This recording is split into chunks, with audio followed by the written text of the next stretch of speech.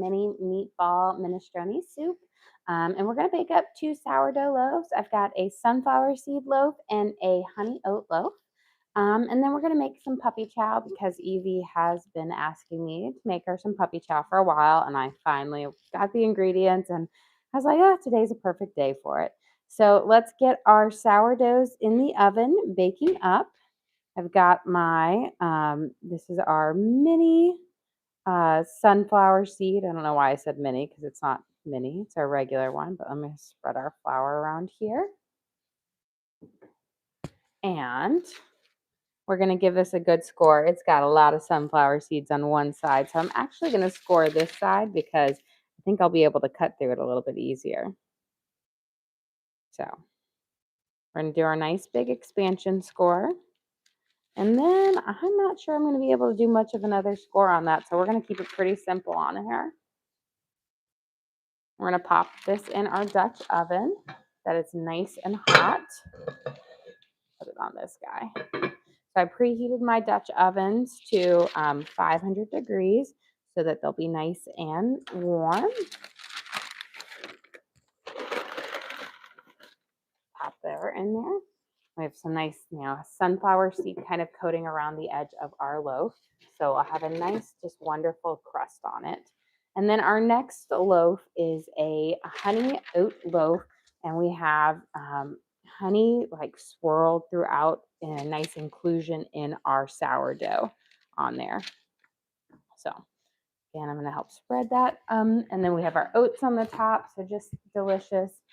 And will be wonderful. The honey will also just add really great flavor and also will help keep the sourdough really moist and delicious.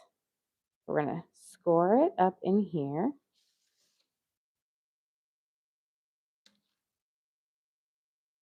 And we're just going to keep it simple with our crisscross because of our oats in here.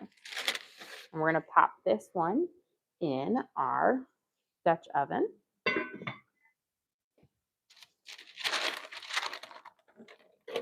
To bake it. And put our lid on. And then we're going to pop these in the oven at 500 degrees for 20 minutes. And then we'll take our lids off and we'll bake for 450 at 20 minutes. So we're going to get our first one in.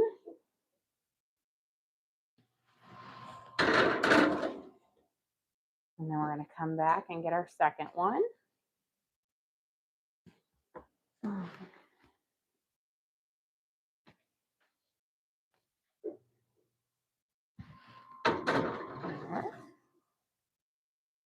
And now we'll set our timer for 20 minutes.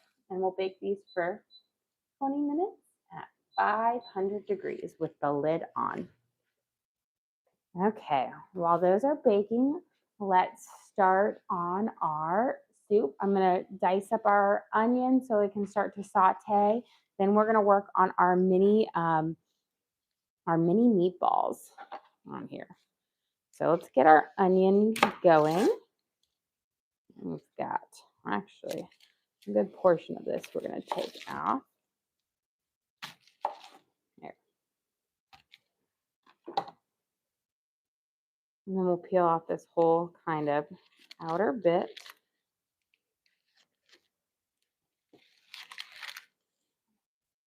And we're going to just dice this up and we'll let it saute. We're going to saute up all of our vegetables, our base vegetables, so that we can really give it some great flavor for our broth base in here.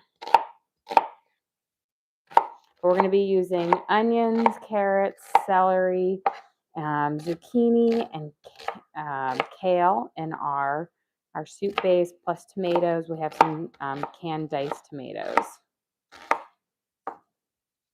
Okay, that should be good. Let's get our Dutch oven on and add in a splash of olive oil and enough to cover the base of our pan.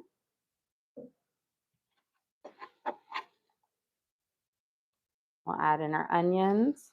I have my Dutch oven on high, but we'll turn it down to a medium once the whole oven or my Dutch oven heats up. And then I'm going to give this a nice swirl, coat it up.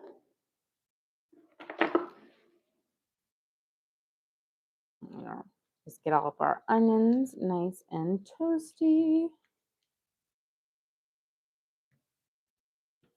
Okay.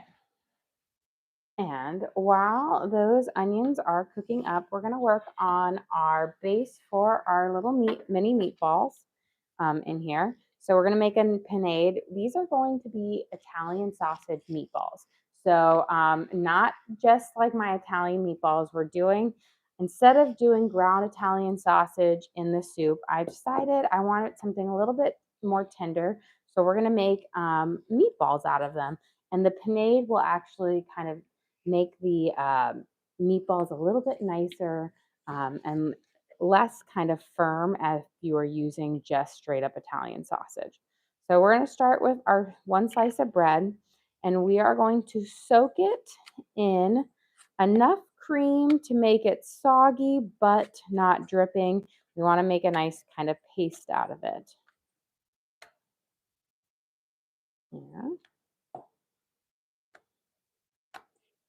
Should be good. And it's going to be about 1 to 2 tablespoons of heavy whipping cream. And then we're going to add in 1 egg, and that's because we have 1 pound of Italian sausage. And then for our spices, we don't need to go too heavy on it because our Italian sausage already has some flavor to it, but I want it to be a little bit more. We're going to add in a little bit of onion powder, about a teaspoon, some Italian seasoning, about a teaspoon,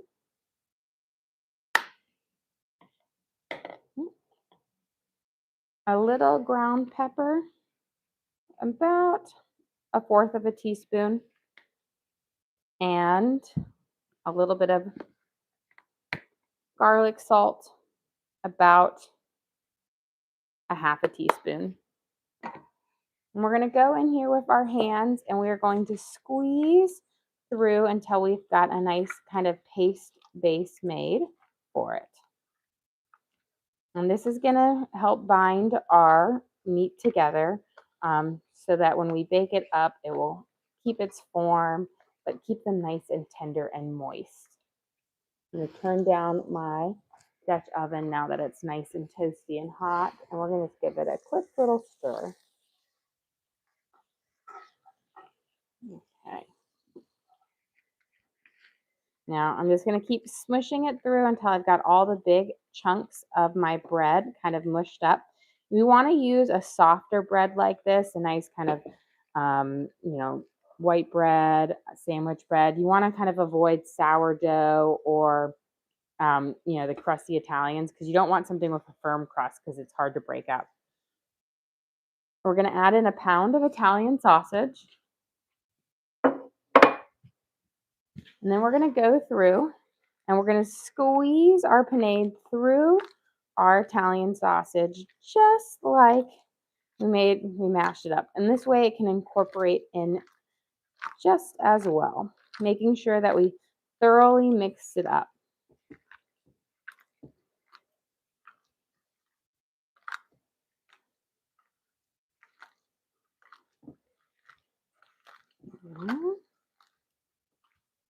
And once it is all mixed together, and you'll know that because it will, all come together, you won't have any kind of liquidy pasty parts, then you can start forming up. I like to smash it down some as well, just to make sure I have it really incorporated. And then we're going to make our little mini meatballs. So these will have a lovely flavor on them. They'll be, they'll have a nice form to them because they'll be a little meatball shape, but again, they'll have that nice kind of Italian sausage flavor as well.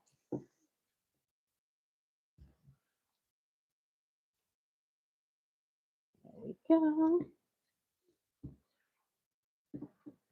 Okay, so we've got our base made. Give this a nice stir.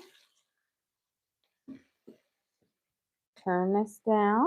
And then we're going to shape these up. We're going to make little meatballs because, again, we want this in our soup and you want to be able to eat them in little bites with everything. You don't want them too big in here. They will shrink up a little bit when you bake them up. So just little small pinches of the meat mixture. And I will say 1 pound of meat is going to give you quite a few mini meatballs, which is nice because it really does fill up your soup a lot, gives you a little bit everywhere. And I like doing mini meatballs over just like a ground meat in a soup because I feel like it's a bit more substantial in the sense that you get the chunks of meat so you feel like it's a base there versus little bits of it. Ground meat really falls apart in a soup, and it's just kind of smaller. It just goes to smaller bits. Here. And get these. That's a little big. Now, the only downside to making mini meatballs is it's a lot more rolling. There's a lot more of them. So we'll get these whipped out and then we'll bake up. They'll bake up a lot faster because they are so little. These will bake up in no time, probably 5 minutes at 450 because they're so tiny. You don't want to over bake them because you want them to remain nice and tender. Now, the nice thing about it is they will be thrown into a soup when they're done baking. But you don't want to throw them into the soup raw. You want to bake them first. That way they'll keep their form nicely in there. But can you go over what's in the meatball? Yes. So these are just an Italian sausage meatball. So we used 1 pound of Italian sausage. We made a panade using a slice of bread, egg, cream, and then we used some onion powder, Italian seasoning, garlic, salt, and pepper. So pretty simple, similar to my Italian meatball, but more of a sausage base on here. So a little bit stronger in flavor, which I think will work really well in the soup because the broth can typically make things a bit more mild, especially meat bases. And so I feel like the Italian sausage will really hold up well in this soup. So we'll get these all rolled out and then we'll give our hands a good scrub and then we can chop up our carrots and our celery. We'll get those going um, and then we'll put our tomato paste and some spices in and our broth and our canned tomatoes. We'll get our pasta going and then we'll add in our zucchini and our kale once we have our liquid base in there. I don't like to add my zucchini in too soon because it will kind of turn to mush if you add it in too soon for it. But we'll get those in there. But I want my pasta in there cooking up well.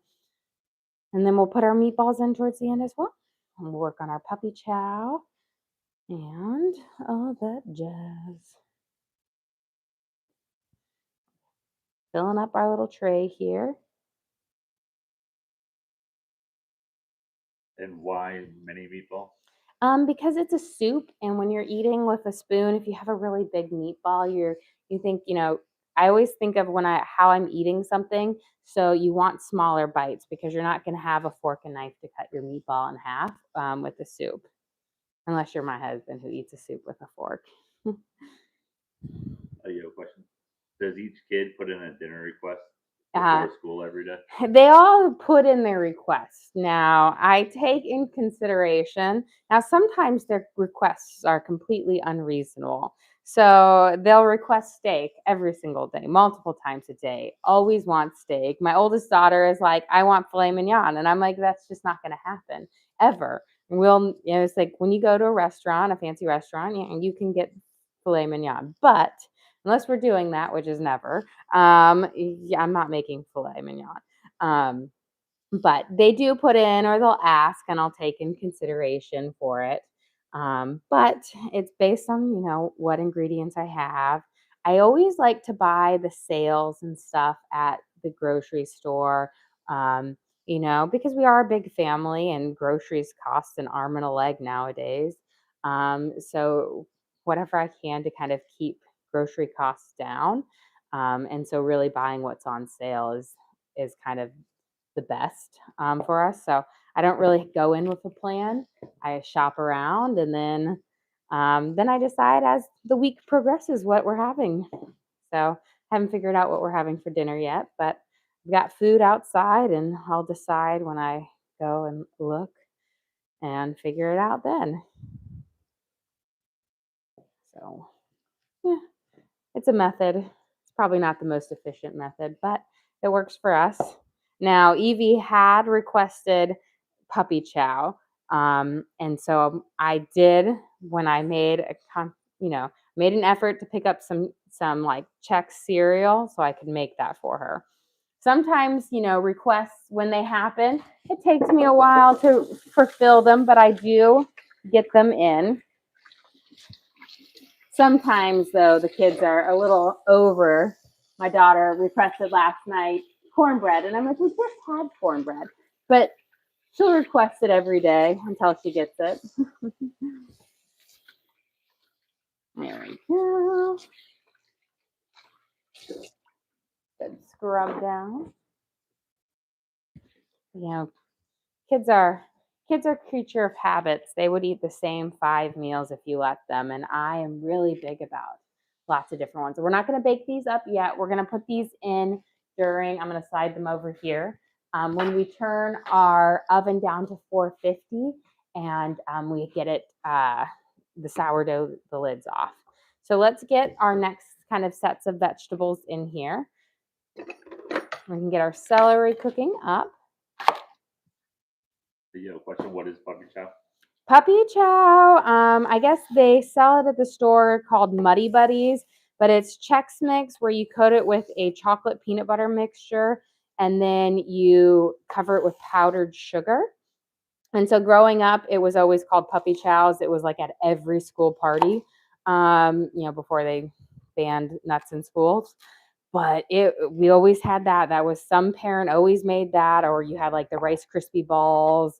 But you always had puppy chow and Chex Mix. Love that stuff growing up. And I don't know if it was just a Midwest thing that we always had up in Iowa where I'm from, but love it because it looks like dog food kind of. You know what I mean? I mean, not that dog food's covered in powdered sugar, but the Chex Mix when you cover it in chocolate in there. But delicious. Yo has a question for you. What's for dinner tonight? I am not 100% sure. I'm still figuring it out. I have to go and look through my refrigerator outside and decide what I am making based on what proteins I have left, which I'm not sure right now. I know I have chicken out there. Ooh, I do have wings. I forgot about it. I do. So maybe chicken wings. Forgot about wings this week because they were on sale. Okay, we got our celery in here. I'm going to give them a nice saute up. We'll prep up our carrots now. And get these guys. We're going to kind of quarter these guys and then get them in there sauteing.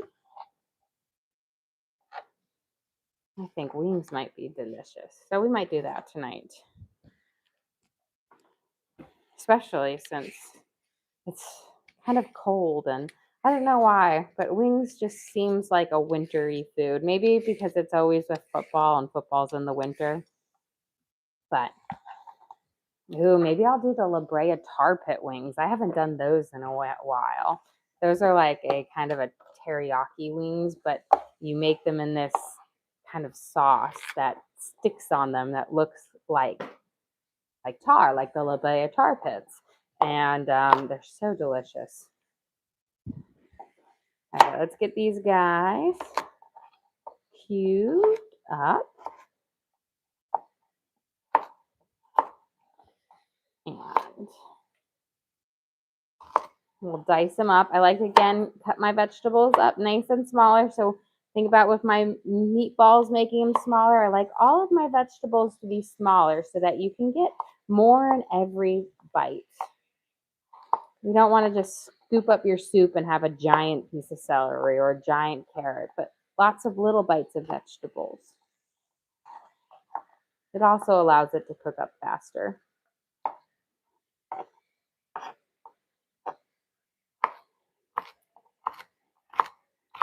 So we've got 2 giant carrots, which is probably equal to 3 regular sized carrots.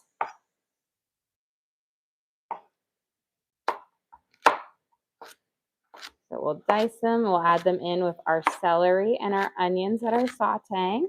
And then we're gonna add in some spices and our tomato paste for it, because with a minestrone, you have kind of like this tomato broth base for it. So we're gonna use some diced tomatoes as well as some tomato paste to give that nice kind of flavoring to our broth, but also some chicken broth. Saute up our carrots. Get that going. Smells lovely.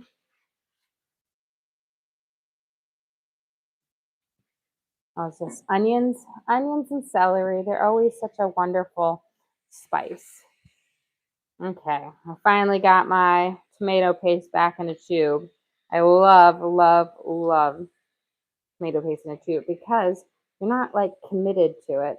You know, like a can, you've got to use it all up in a week. I'm gonna let this saute for just a second before we get to it. Let me check my oven, about a minute there. We can get our peanut butter and stuff going for our Chex Mix, or not our Chex Mix, but our puppy chow. Also, I have like a million quarter used chocolate chip bags. This is like to the point where I'm like, really, it's crazy. I have so many of them. So we're using all of those. I'm like, why? Why do I have just a little bit of chocolate chips? Like, how did I not use the whole bag? Get our peanut butter here. These things are, there we go. So for my puppy chow, I don't thought, like on the back of the boxes, they always have a mixture where you're like butter, peanut butter, chocolate chip. Use more peanut butter and chocolate than they say for Chex Mix, because otherwise you need enough to kind of coat every piece of Chex Mix and to fill in those little crevices so that they taste. You don't want dry puppy chow. You want it to be delicious. And that means you need to use more than they recommend. We're going to use 1/4 cup of butter. We're going to let that melt up and kind of get our base layer on there. While that's melting, I'm going to turn it down. I can actually do to my lower side. There we go. Let's go take our lid off of our sourdough. And then we can pop our meatballs in to bake up.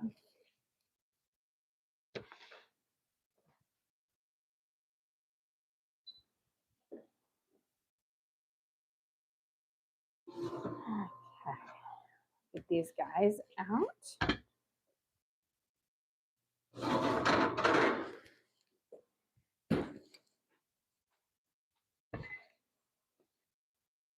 So we've got our nice little thing. I'm going to give a little extra expansion on here because that helps it kind of break down. There. And then we've got our honey and our oat ones here. And now we're going to bake these at 450. I'll pop them in.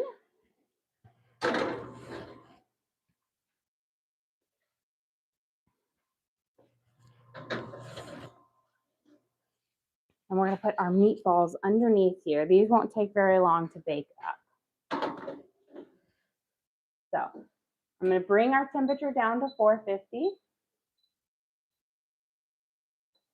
And then I'm going to set my timer here for 5 minutes first. So I can come over here. I'll do 6 minutes to get the meatballs out. And then we can add the rest of the time for our remaining, our bread. But you just needed about 20 minutes left for that one. Okay, we're gonna add in our tomato paste. I'm gonna make a little well here. And we're gonna add in about, a tablespoon and a half or so. Just a nice little glob like that. And you can add your lid back on. This is gonna give a richer tomato flavor to the broth than just the diced tomatoes on there. And a little goes a long way. And then we're gonna add in some of our spices. We've got some Italian seasoning. I'm gonna add in about a teaspoon.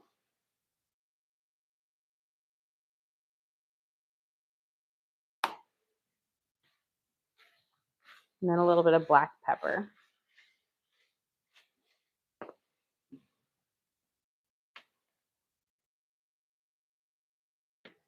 I'll let them saute for just a second.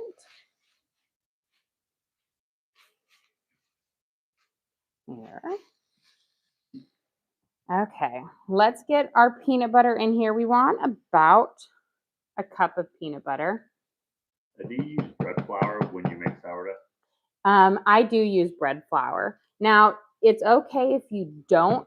It will change your crumb slightly on your sourdough if you don't use bread flour, but you'll still have a pretty darn good loaf, even with an all-purpose flour. The only thing that I find that you really need to use is making sure that it is unbleached flour. Because the bleaching process kills the natural yeast in flour, which you really need for it to actually pop up. So we've got our butter and our peanut butter melting together. There we go. I've got my heat down to really, really, really low. Now let's add in our canned tomatoes.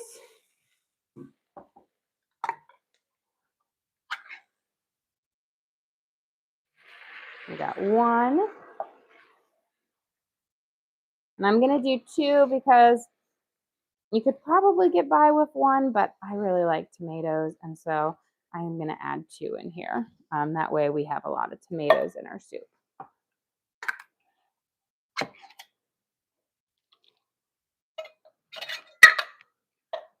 We're going to give this a nice stir. Let it coat up. And then we're going to add in our broth and we're going to let it simmer and we'll add in a nice scoop of chicken bouillon. So I've got my first kind of little bit in. I'm going to scrape the bottom, get any of those nice spices off. And we're going to add a little bit more.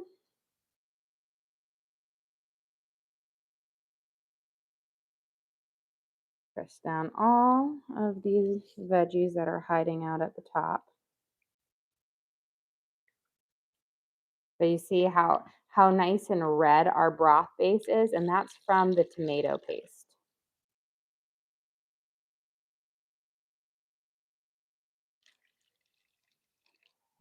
And so we're going to add our 4 cups of water in. And now we're going to add in a heaping spoonful of chicken bouillon, which will heat add the saltiness factor to our soup. So you don't have to add any additional. Okay.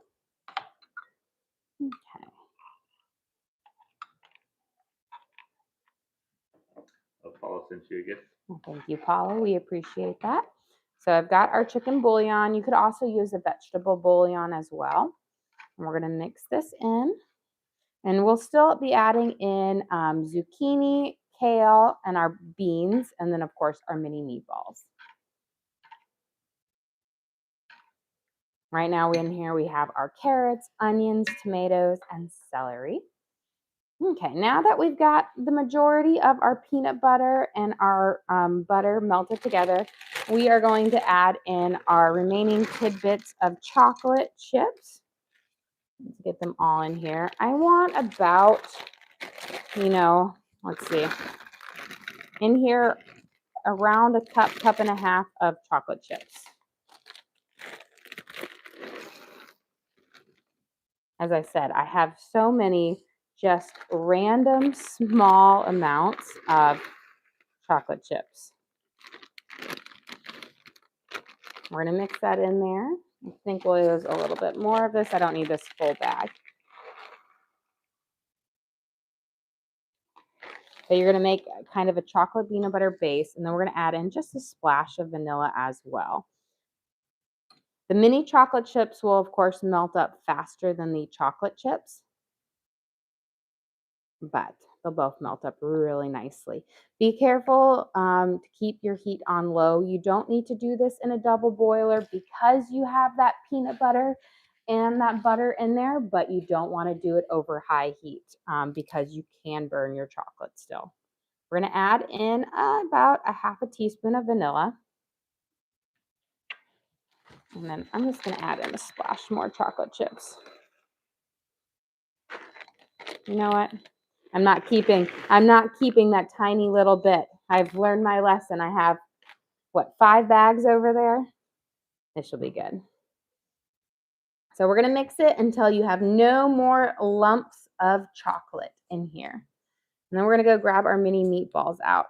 I have it on low, so we should be able to step away from this for a second. But you want to essentially stir pretty constantly until, and this is going to create a nice, don't want to step on you, Brittany, a nice kind of chocolatey base, peanut butter chocolate base. I hear ya. Beautiful. Yep, these are done. Okay, I'm going to put my timer on here for about 15 minutes for our sourdoughs on here. But we've got our little mini meatballs. They are firm to touch, which means they're nice and ready. I'm going to turn my soup up. Once it gets to a nice boil, which is just about there, we are going to put in our noodles as well, because all minestrone soups have little noodles, but these are our mini meatballs.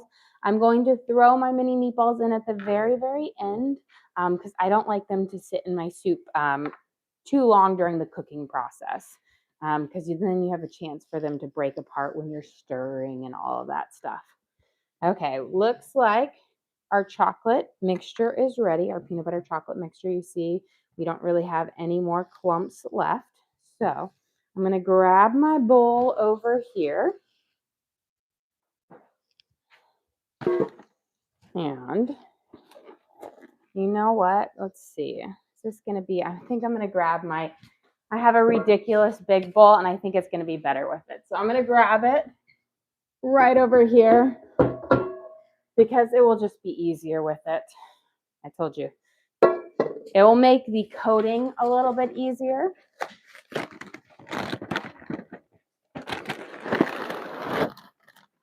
So we've got our corn chips.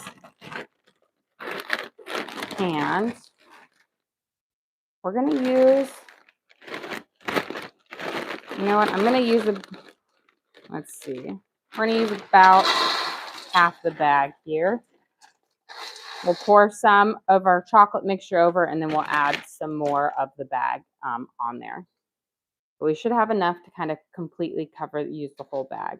But I like to do it in stages so that it's a little bit easier to mix the chocolate in because if you just pour them on top and then do it, it just doesn't mix in quite as easy.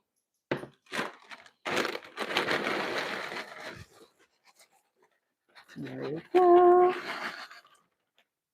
And we've got our corn checks there. Now we'll put our next layer of our chocolate peanut butter. And again, we have a little splash of vanilla and butter in here as well.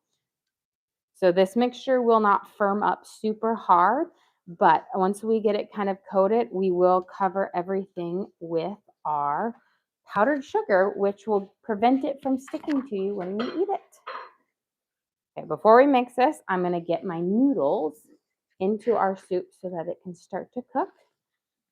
One thing when you are cooking pasta, do not put too many noodles in there because they soak up a lot of liquid and will turn your soup into a pasta or like a thing before, instead of a soup. So I've got, these are called ditalini. So they're just kind of like almost like macaroni that has been chopped really small. And we're going to use just about a handful or so of these noodles in here. And we'll let them kind of cook up into our pasta. But again, you don't want to go too crazy into the soup. They will increase in size. And if you put too many in there, then they will soak up the broth and you won't be left with much of a soup left.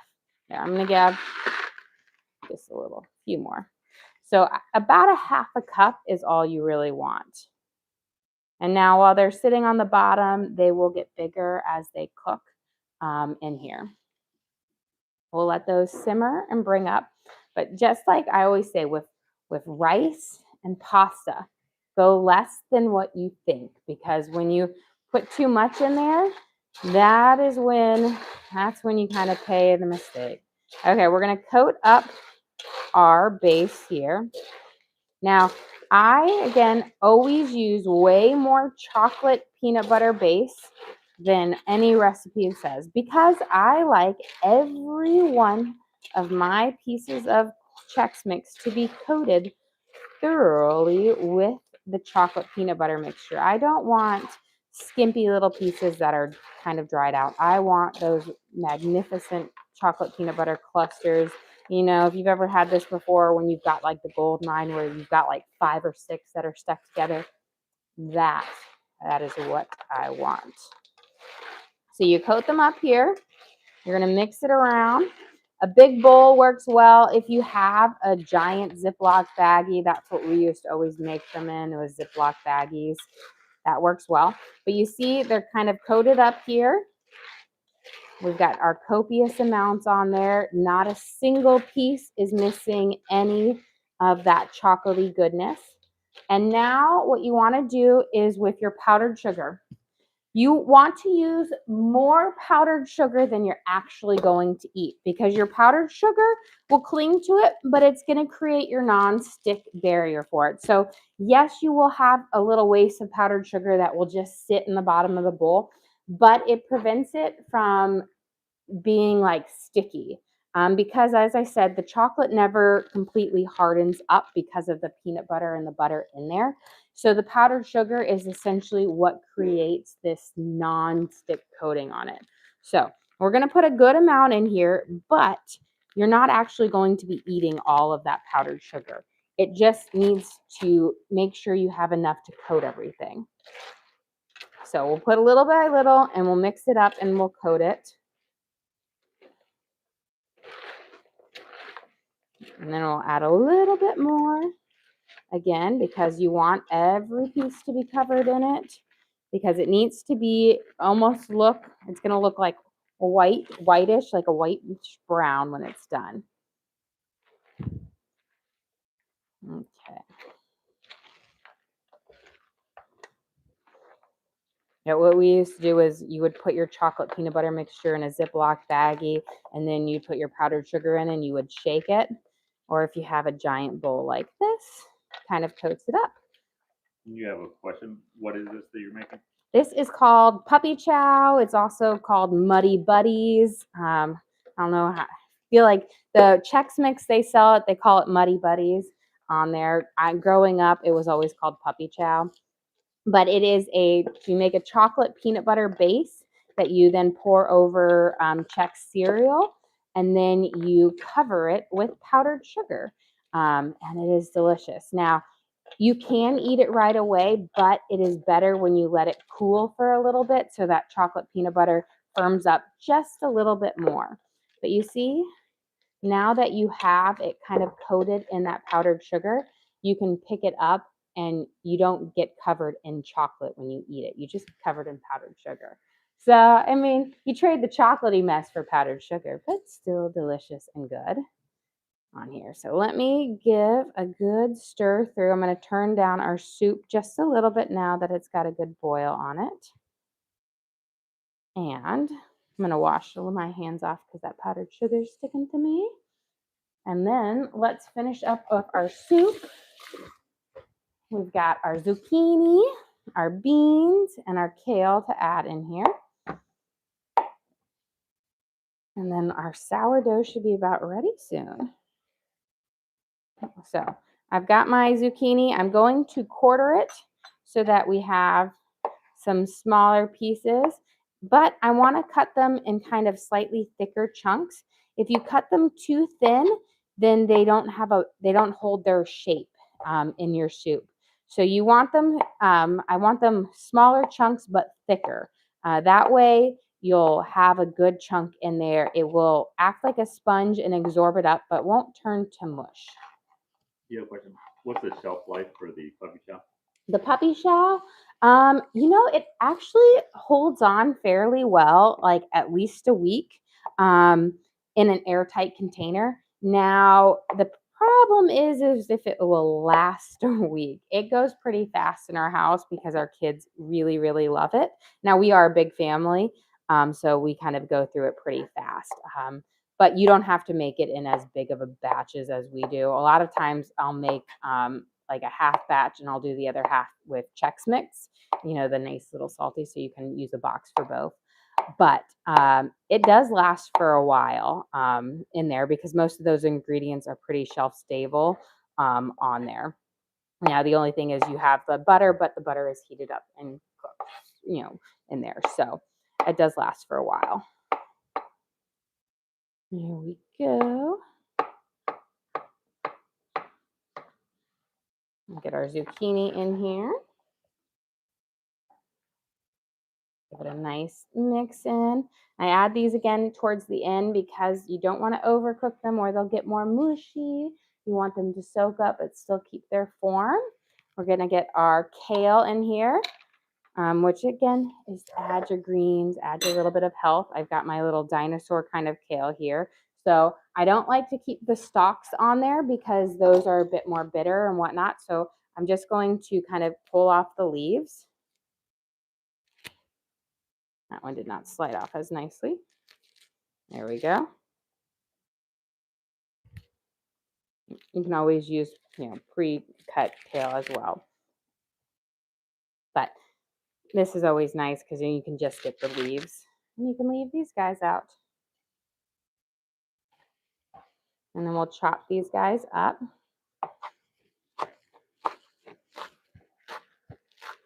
Make sure you, if you are using full leaf kale, give it a good chop. You don't want to be eating your soup and then you've got this whole huge piece of kale.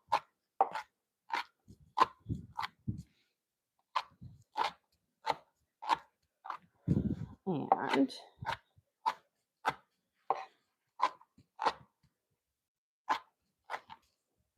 I'll get that on there. Kale is a great vegetable to add into soups because it does hold its shape well. So my husband does not agree with that. Well, you got a bear hat. Oh, I do. But it does hold up really well. Meatballs. Stealing a meatball. Yeah, he's trying to. He's foiled. I hope they're hot. But the kale does not wilt away.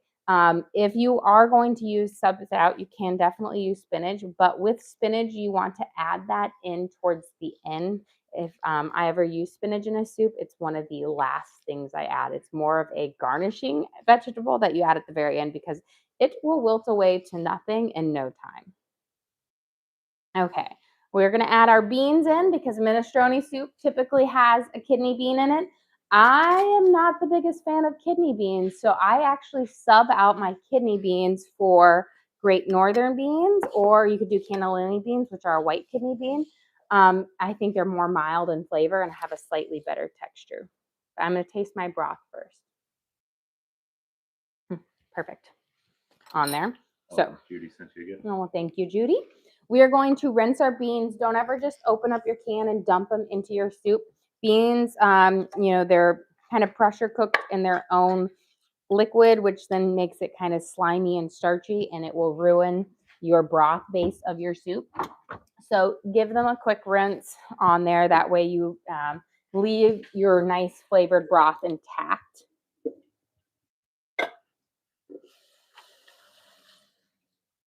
There we go.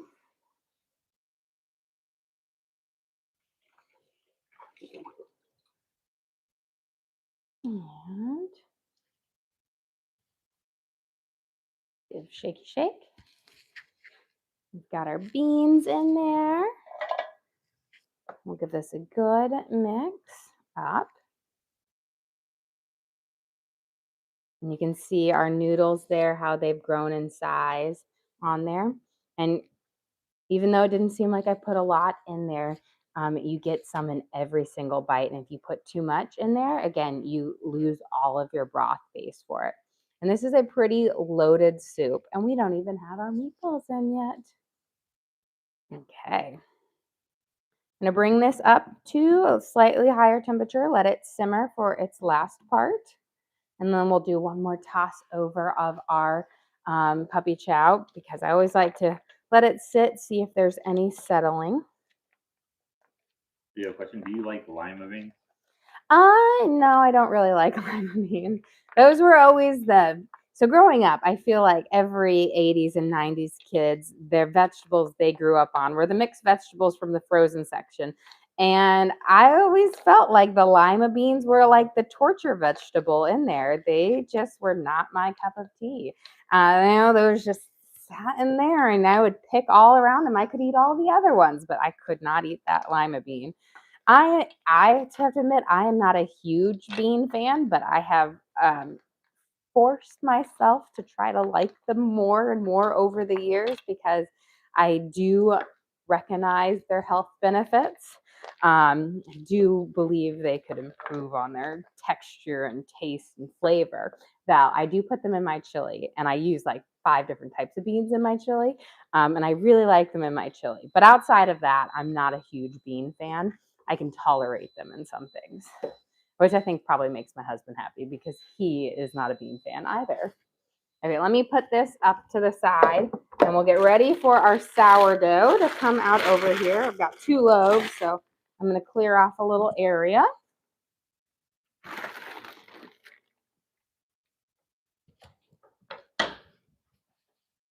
We'll bring these guys.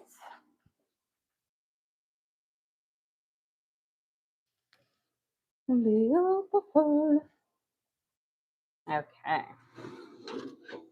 We've got our sunflower seed loaf. And this one has a nice shine from the honey in it. This is our honey oat loaf. We'll pop these guys out.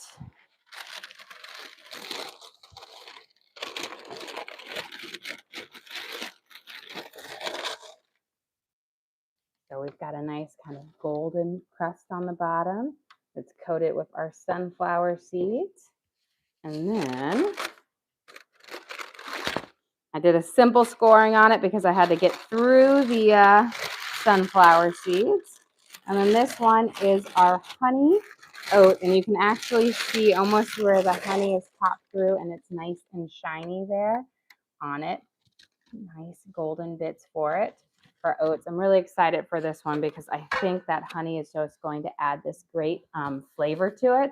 I added just drizzles of honey throughout the lamination process. So not actually in the full dough, but more in the lamination. So it's kind of will soak in and add a little sweetness on there. Do you ever use okra in your soups?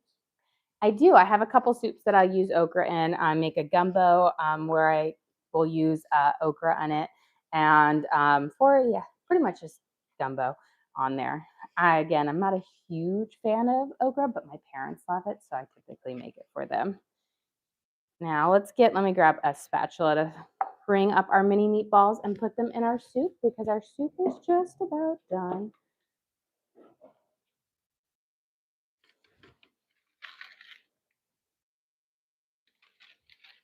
Just slide them off.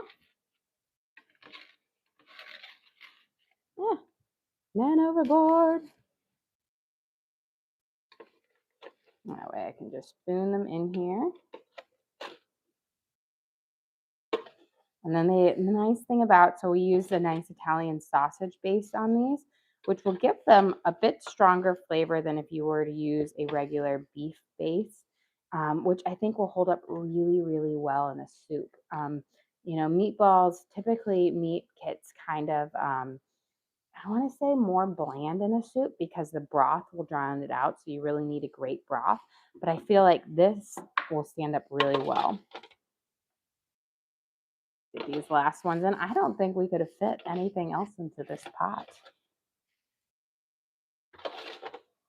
There we go. Well, we'll save these last 3 ones for the cameraman. He tried to grab them, and I don't know if I could force those ones in here. He's a happy camper now. There we go. I'm going to give them a nice little dredge under. Beautiful. And our soup is just about done here. I'm going to turn it down to a nice low simmer. And we can actually start clearing up and getting ready to serve up all of this deliciousness. Turn it off. We'll get our ladle.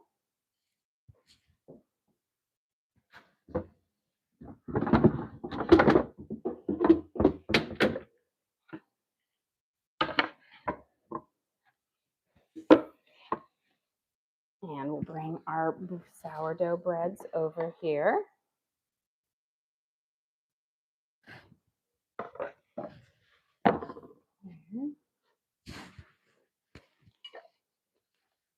I had to bake up. I baked up 2 because my mom is having a friend over for dinner, and she was like, "Oh, do you think you could bring me a sourdough loaf?" And I was like, "I suppose," along with the dinner.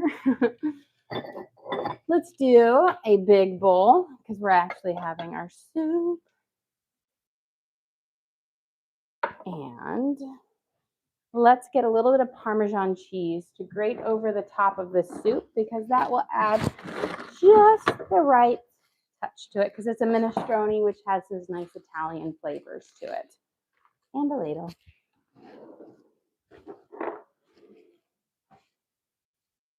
Okay. Slide this here a little closer. Slide my puppet chow a little closer. Okay, let's got my Parmesan out. Let me grab my grater. And then we'll be ready to serve up. For lunch today, we have our mini meatball minestrone soup. We made homemade mini Italian sausage meatballs, and we put them in our minestrone soup, which is filled with celery, carrots, onions, tomatoes, dinatale pasta, Great Northern beans, and we have just this lovely tomato-based broth with Italian seasoning. See if I pop a few more little meatballs in there. Perfect. And then we're going to grate some fresh Parmesan cheese over the top of this because that cheese will just pair so well with this soup.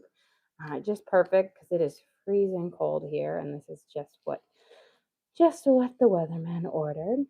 And we will serve this with a nice slice of our honey oat sourdough bread with swirls of honey inside. And we also have our sunflower seed crusted sourdough bread, which is a traditional base, but has that nice extra richness of the sunflower seeds.